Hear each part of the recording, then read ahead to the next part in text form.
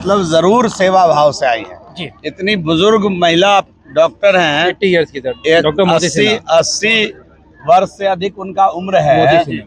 और मोती सिन्हा के यहाँ दिखाने के लिए क्या स्थिति होता है सबको मालूम है। वो अगर सेवा भाव से समय देने आई है तो इसकी सराहना होनी चाहिए, मीडिया में भी आम जन में भी, कि अपने व्यस्तम समय में से समय निकाल कर कोई समाज को सेवा देने आया है तो उसकी प्रशंसा होनी चाहिए। सर मेरा जो सवाल था वो अधूरा रह गया कि इतने सालों में ये हॉस्पिटल आखिर चालू बीजेपी जदयू की सरकार रही हो या राजा जदयू की, कहाँ कमी रही? ये अस्पताल का क्या मामला है, पूरी विषय को आज मैं यहाँ आया हूँ, मैं समझता हूँ। जी जी।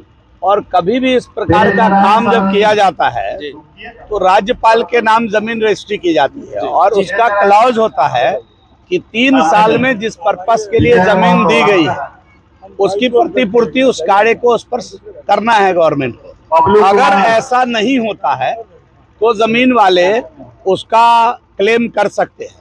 फिर ये क्यों नहीं चला? वर्तमान सरकार जो अभी बैठी हुई है वो तो वादा करके लोगों से आई थी कि हम कार्रवाई भी करेंगे, उल्टा भ्रष्टाचार बढ़ गया। ब्लॉक में अस्पताल में थानेदार बदन का कपड़ा नहीं देखता है, गरीबों से पैसा मांगता है।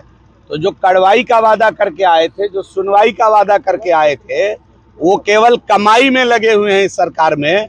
जो पढ़ाई का वादा लेकर के आए थे वो बहाली जरूर कर रहे हैं, स्कूल में बेंच नदारत है, स्कूल के अंदर टीचर जरूर आ गए हैं, छात्र अभी भी नहीं है। तो जो पढ़ाई का वादा लेके आए थे वो अपनी कमाई में लगे हुए हैं। उनको दवाई का वादा जो करके आए थे वो दवाई को भूल कर बैठे हुए हैं, अस्पताल को भूल कर बैठे हुए हैं। इसकी मुकम्मल बात हम लोग सदन चलेगा तो। अमित राजन है, मैं भारत सरकार में अधिकारी हूं और साथ ही साथ डॉक्टर भी हूं। ये गांव मेरी मिट्टी है। मुझे बहुत उम्मीद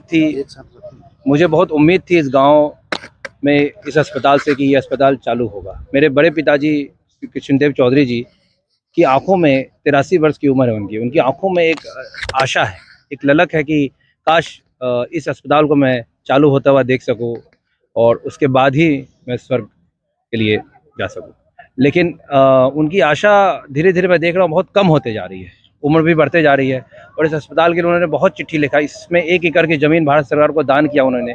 उस पर हमारे दादाजी के नाम पर ये अस्पताल बना, राम दुलारी मिट्टू लाल चौधरी, दादी और दादा का नाम पे।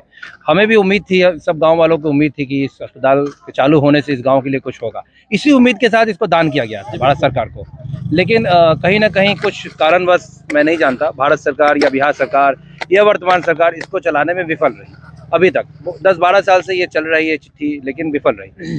तो अब मैं भारत सरकार में भी अधिकारी हूँ, मेरा ध्यान इसके ऊपर गया, मेरे तक ये बात आई। मेरे बड़े पिताजी ने मुझसे ये कहा कि बेटा अब तुम इसको देखो, हम थक चुके हैं, है ना, अब कभी भी हम जा सकते हैं, स्वर्गवास मेरा हो सकता है। तो मैं भी बहुत इमोशनल हो गया, मेरे अंदर ये बात आई कि ठीक है, अपने दायरे में रहते हुए मैं जो कर सकता हूँ करूँगा।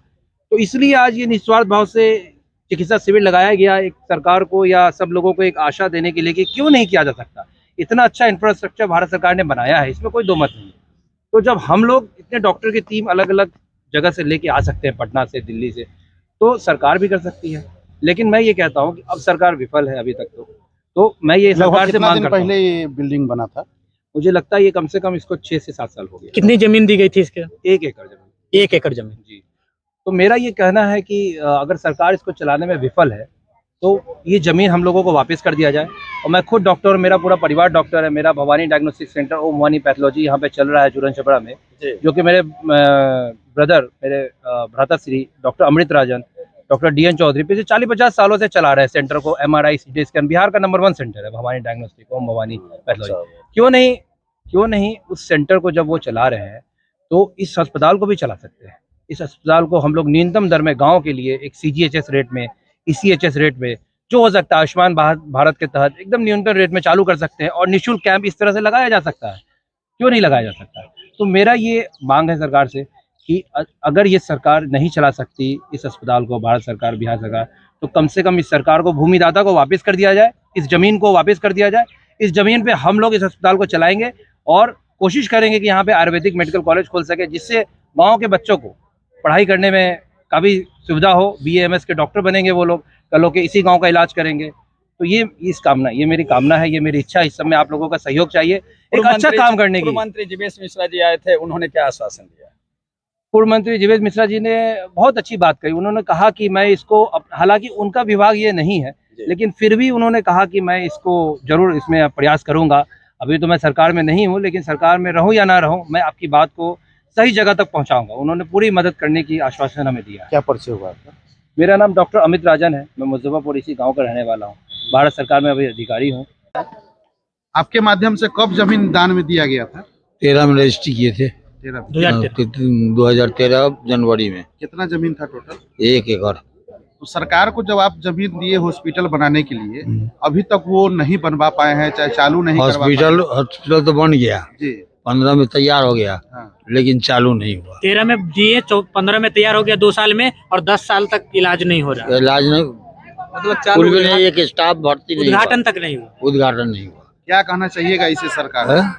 अभी स्वास्थ्य मंत्री तेजस्वी यादव जी हैं। हाँ, पहले तो तुम मंगल पांडे थे, वो चिट्ठी दिए, उसमें 50 स्टाफ का सृजन था, लेकिन एक स्टाफ बहाल नहीं हुआ। अभी तेजस्वी यादव को क्या कहना चाहिएगा? अभी स्वास्थ्य मंत्री वर्तमान उनको यही कहना चाहेंगे, जल्द से जल्द इसको चालू किया जाए। अच्छा, एक संदेश नहीं देना चाहेंगे कि लाखों करोड़ों का खर्च करके यहाँ पर इतना बड़ा हॉस्पिटल बना दिए और इतना स्टाफ को हायर करने के लिए पैसा नहीं है सरकार के पास? सरकार के पास पैसा नहीं है तो हमको रिटर्न कर दें, हम अपने चला लेंगे। जी, अपने चला, बहुत बड़ा प्रश्न है। हाँ, हम अपने चला देंगे। क्या नाम है आपका? कृष्णदेव चौधरी।